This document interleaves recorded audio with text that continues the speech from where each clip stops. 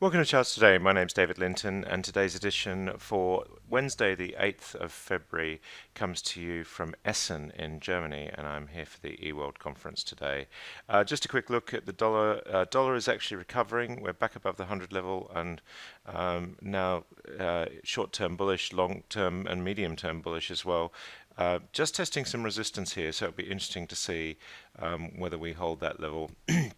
And the euro now has a downside target into a 106, about 0.7% downside, and we're seeing here just falling away, hitting that resistance quite clearly on the lagging line on the cloud. So euro weakness returns.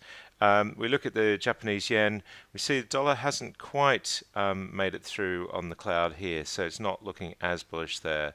It's very much about dollar-euro relationship. And we look at sterling. Again, we're seeing sterling just strengthen slightly against the dollar.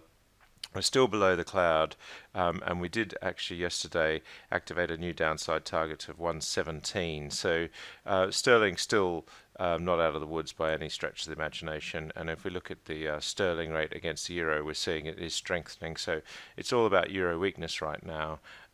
More than anything. If we look at the Swiss franc, we're seeing a strengthening there of sterling, and also on the Australian dollar, just starting to wander through the cloud as well. The S&P 500, little changed overnight, just really just sitting at this just below 2300 level. The Nasdaq 100, we're seeing here much the same. Just still in this bullish zone above the cloud. This 186% upside target of 5282 now activated, so tech still looking pretty strong. Dow's holding on to the 20,000 level, so that's pretty key. And the Russell 2000 index is just hovering at the moment. We're still waiting for this breakout.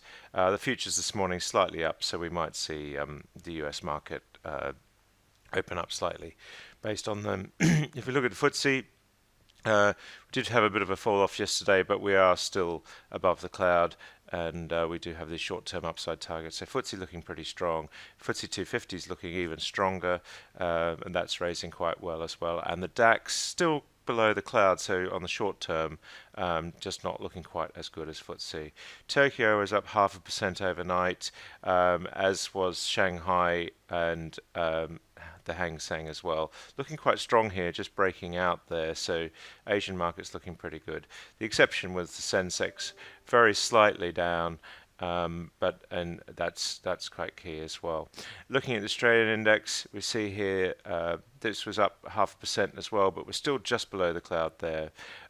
Brent just coming back, we're below the cloud, just falling back by 0.5%, and the same with WTI. We're just almost down 0.8%. So just short term, crude not looking as good as it has been. US nat gas just hovering at this just over $3 level, 312, so up slightly, but not looking great. If we take a look at gold, we see here on the gold chart, we still just this 1230s level, pausing for breath before we look like another run, just nudging above the cloud there on the daily chart, and silver much the same, so still looking pretty good. US tech, just a quick look here. Apple continues to surge. Facebook it was up very slightly, but just can't sort of break this level that we saw last year. It's just this 133 level is causing some resistance there, but we can see we're probably going to break that. We've got quite good upside targets, a mixed upside and downside there as well.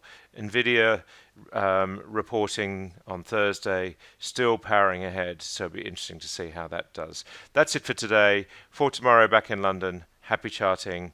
See you then.